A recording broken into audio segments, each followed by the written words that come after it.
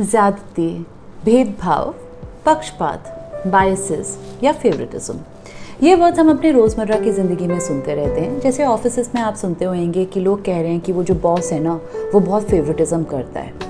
या फिर आप दोस्तों में भी बात करते होंगे तो कोई एकदम से ताना लगा सकता है कि अरे बड़ी उसकी तरफदारी कर रहा है तू। लेकिन सबसे गहरा असर, सबसे ज़्यादा असर ना ये बच्चों पे पड़ता है, जब माँ बाप अब किसी एक बच्चे का पक्ष या फिर एक बच्चे के साथ ज़्यादा फेवरेटिज्म करते हैं। तो आज की हमारी कहानी ऐसे ही एक लड़के की है जिसका नाम है ध्रुव, जिसके भी जीवन में ऐसा ही भेदभाव हुआ था।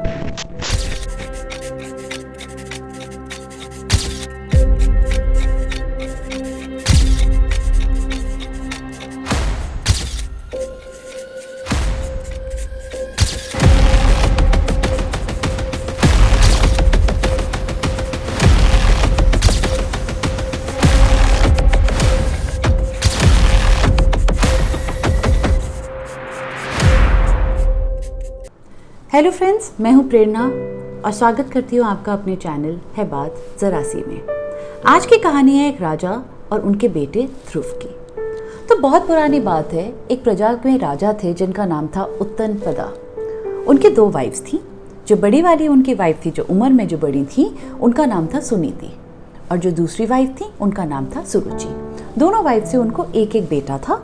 जो बड़ी वाली वाइफ है उनके बेटे का नाम था ध्रुव, और जो छोटी वाली वाइफ हैं उनके बेटे का नाम था उत्तमा।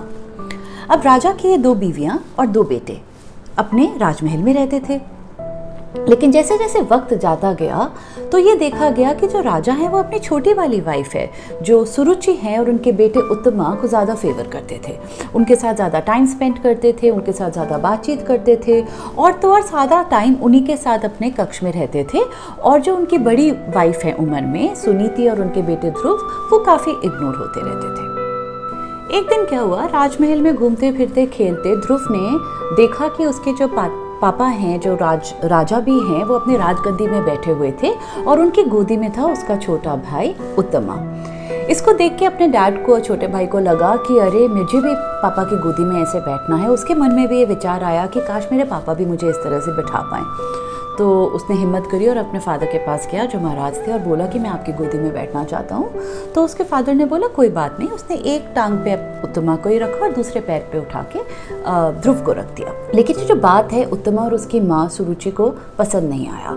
उनको लगा कि ये जो सारा प्यार है, सारी मोहब्बत है, जो सारा अटेंशन है, वो उसको और उसके बेटे को ही मिलना चाहिए। तो वो एकदम से रिबेल करने लग जाती है और बोलती है कि प्लीज़ ऐसा ना करें, ये ध्रुव को अपनी गोदी से उतारें। राजा अपनी छोटी रानी के प्रेशर में आके ध्रुव को अपनी गोदी से उतार देता है, और जो रानी है वो ध्रुव के ऊपर बहुत चिल्लाती है और कहती है कि ये प्यार जो महाराज का है वो मेरे लिए और मेरे बेटे के लिए ही है। अगर तुम्हें इतना ही प्यार चाहिए था तो तुम्हें विष्णु भगवान की बहुत भक्ति करनी चाहिए थी और उनसे बोलना चाहिए था कि तुम जो हो अपने डैड के फेवरेट बनोगे। लेकिन ये तुम्हारी गलती है, तुमने ऐसे कभी प्रेयर नहीं किया, तो अब तुम मेरा और मेरे बेटे का हक नहीं ले सकते। ये बात सुन के ध्रुव को बहुत अजीब लगा कि ये कैसी बात हो गई कि मेरे को ये अपने डैड का जो प्यार है वो पाना चाहिए था कुछ करके। तो वो अपनी मदर के पास जाता है और बहुत फूट फूट के रोने लग जाता है कि माँ, मेरे पापा ने ऐसे किया, और जो छोटी माँ है उन्होंने ऐसे किया, और जो छोटा भाई है उसने भी मेरे लिए कुछ नहीं बोला। तो जो सुनीति हैं उनकी माँ, वो बहुत रोने लग जाती है और कहती हैं कि बेटा ये मेरी ही गलती है। जो महाराज है, जो आपके पिताश्री हैं, वो मुझसे क्योंकि प्यार इतना नहीं करते हैं, इसीलिए वो आपसे भी बेटा प्यार नहीं करते हैं। आप चिंता मत करो, आप विष्णु भगवान से जो हैं प्रेयर करिए, और जो विष्णु भगवान है वो सब ठीक कर देते हैं। तो जो बेटा होता है ध्रुव, वो माँ से बोलता है कि माँ ये विष्णु भगवान कौन है? तो माँ उनको समझाती है कि बेटा वो तो हमारे रक्षक हैं, वो तो हमारे प्रोटेक्टर हैं, और अगर हम उनसे प्रेयर करें तो वो कुछ भी ठीक कर सकते हैं। तो ध्रुव जो है अपनी माँ से बोलते हैं कि माँ उनको प्रेयर कैसे करते हैं? कहते हैं बेटा वो बहुत एक बड़ा सब्जेक्ट है, उसमें बहुत सारी तप करनी पड़ती है, तपस्या करनी चाहिए और उनको मनाना होता है। तो बेटा और बातें पूछता है कि माँ ये तप कैसे होता है, ये प्रेयर कैसे होती हैं? तो वो समझाती हैं कि जैसे साधु सेज जो होते हैं वो पर्वत पे जाके, फॉरेस्ट में जाके सब कुछ त्याग के वहाँ अपनी समाधि लगाते हैं और भगवान का ध्यान करते हैं, और उससे उन भगवान को प्रसन्न करते हैं, वो अपनी मनोकामना पूरी करते हैं। तो ध्रुव को लगा ये तो बहुत अच्छी बात है कि मैं इस फादर को इतना मनाने में, उनका प्यार के लालच में घूम रहा हूँ, जबकि मैं उनसे भी बड़े फादर को, जो विष्णु भगवान है, उनको प्रसन्न कर सकता हूँ। तो उसने डिसाइड किया कि मैं भी जो है तपस्या के लिए आज निकलूँगा। तो ध्रुव की माँ बड़ी परेशान हो जाती है कि ये मेरा टीनेजर बेटा इतना यंग है, ये कहाँ जाएगा। तो उसने उनको मनाने की कोशिश की कि नहीं बेटा, तुम एक काम करो, ये महल में ही रह के, घर में ही रह के ही तपस्या कर लो। तो ध्रुव ने लेकिन बोला कि माँ, अगर ये तपस्या घर में हो जाती तो सारे साधु संत अपने घर में बैठ के तपस्या नहीं कर रहे होते। तो उसने डिसाइड कर लिया कि मैं अब बाहर जाके, वन में जाके या पर्वत पे जाके वैसे ही तपस्या करूँगा और विष्णु भगवान को मनाऊँगा। माँ ने बहुत कोशिश की अपने बेटे को मनाने की कि बेटा तुम बहुत यंग हो, तुम कैसे जियोगे, तुम खाओगे कहाँ पे, तुम कपड़े कैसे पहनोगे, तुम्हें नहीं मालूम ये शानो शौकत की जो ज़िंदगी है तुम्हारी, इतने आराम की है, तुम नहीं जी पाओगे। लेकिन ध्रुव ने निर्णय ले लिया था कि वो जाएगा, तपस्या करेगा, विष्णु भगवान को प्रसन्न करेगा और उनसे अपने फादर का प्यार मांग के आएगा। तो ये निर्णय करने के बाद, दृढ़ निर्णय करने के बाद जो ध्रुव है वो अपने महल से निकल गया और धीरे धीरे चल के वो अपने राज्य से भी बाहर हो गया और राज्य के आसपास वाले गांव से भी बाहर हो गया और दूर चलने लग गया। ऐसे गर्मी में एक छोटे से लड़के को, यंग से लड़के को चलता देख नारद मुनि रास्ते में उसको मिले और वो बड़े परेशान हो गए कि ये कौन है। तो नारद मुनि ध्रुव के पास गए और बोला कि बेटा तुम क्या कर रहे हो, तुम कहाँ जा रहे हो इतनी कड़ी धूप में, अकेले वो भी। तो ध्रुव ने उनको अपना सारा हाल बयान किया कि मेरे पिताजी ऐसे ऐसे मुझे प्यार नहीं करते थे, वो मेरे छोटे भाई को फेवर करते थे, तो मैं विष्णु भगवान को जो है प्रसन्न करने जा रहा हूँ। तो नारद मुनि, जैसे हमें पता है कि बहुत ही विष्णु भगवान के भक्त हैं, तो उन्होंने बोला कि तुम प्लीज़ घर वापस जाओ बेटा, तुम घर में जाके प्रेयर कर लो, मैं तुम्हारी तरफ से विष्णु भगवान को बोल दूंगा। लेकिन जो ध्रुव था, जैसे हमें पता था, उसने तो अपना निर्णय निश्चित कर रखा था कि उसको जाके वन में या फिर पर्वत पे तप करना है। नारद मुनि जी ने बहुत समझाने की कोशिश की कि बेटा भगवान तो हर जगह होता है, आप प्लीज़ घर जाके ये तप करिए, लेकिन वो नहीं माना। नारद मुनि भी समझ गए कि ये बच्चा जिद लेके निकला है और ये मानने वाला नहीं। तो उन्होंने ध्रुव को आशीर्वाद दिया और नारायण नारायण करके विष्णु भगवान के ध्यान में चले गए। उसके बाद आगे जाते जाते एक बहुत ज़्यादा घना जंगल आता है। जब वो जंगल से गुजर रहा था तो वहाँ पे डकैत मिले।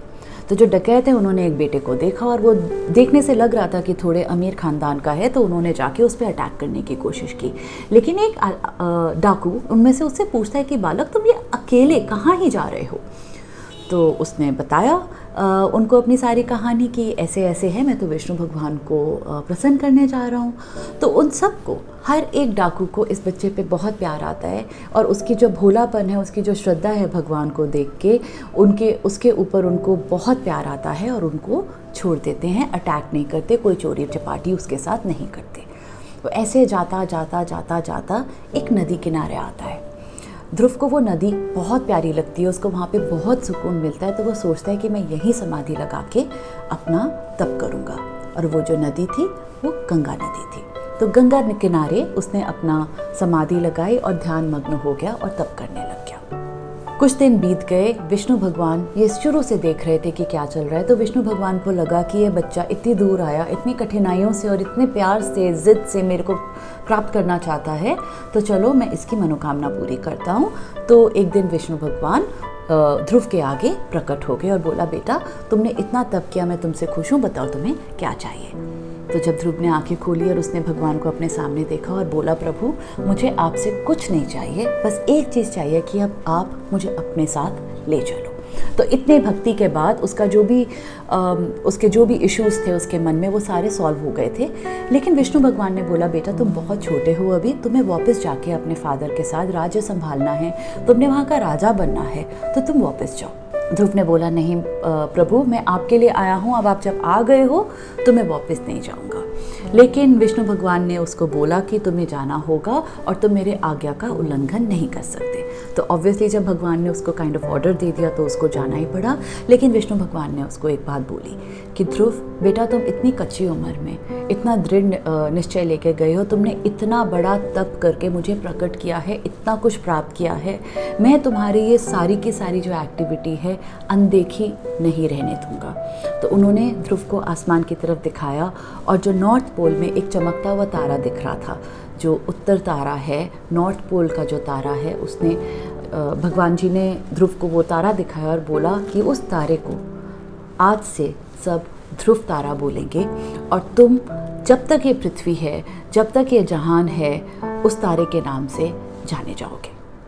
तो वो भगवान जी का आशीर्वाद लेता है और अपने घर वापस आता है। उसके बाद उसके फादर तब तक समझ गए थे कि उनसे बहुत बड़ी गलती हुई है। वो अपने बच्चे को गले लगाता है और ध्रुव काफ़ी साल तक उस गद्दी पे बैठ के राजा बना था और उस प्रजा पे राज किया था। और ऐसे ही दोस्तों, ध्रुव तारा का जो नाम है वो उस बच्चे ध्रुव के नाम से पड़ा था। हम सब जानते हैं, अगर हम लोग ट्रैवल कर रहे हैं, सारे travellers specially on sea in one time उस ध्रुव तारे को देख के अपना रास्ता ढूंढते हैं। वो तारा आज तक लोगों को मार्गदर्शन करता है और जब तक ये धरती है हम लोग उस तारे को ऑब्वियसली ध्रुव तारा के नाम से ही जानेंगे।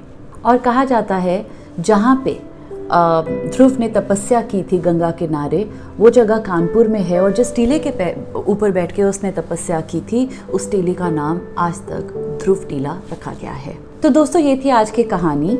आप हमें बताएं कि अगर आपके साथ कभी बायसेस, फेवरेटिज्म, पक्षपात वगैरह हुआ होगा बचपन में या अभी, और अगर उस बिहेवियर के कारण आपने कभी कुछ स्ट्रॉन्ग डिसीजन ले लिया और आपने क्या किया, तो प्लीज़ हमारे साथ शेयर करिएगा। या फिर अगर आपको लगता है कि आपने कभी किसी के साथ फेवरेटिज्म किया, पक्षपात किया, तो आप हमारे साथ वो भी शेयर कर सकते हैं। Thank you for watching my channel. आप मेरे चैनल पे प्लीज़ आते रहिएगा। मैं इसी तरह के स्टोरीज़ लेके आती हूँ, mythology based, thought provoking stories environment के ऊपर। आप क्या सुनना चाहते हैं आप मुझे बताइए, वो मैं आपके लिए कंटेंट ज़रूर लेके आऊँगी। Thank you for watching my channel.